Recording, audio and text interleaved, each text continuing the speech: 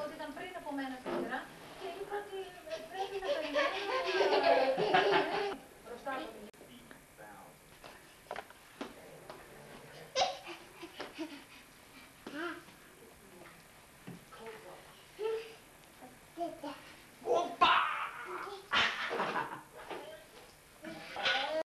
Топ, моя маленькая.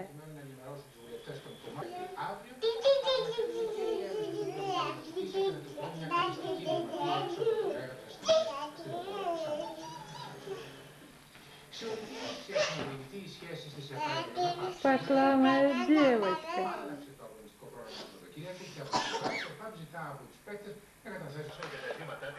Έως τις 2:30 μετά το μεσημέρι της Πέμπτης, διαφορετικά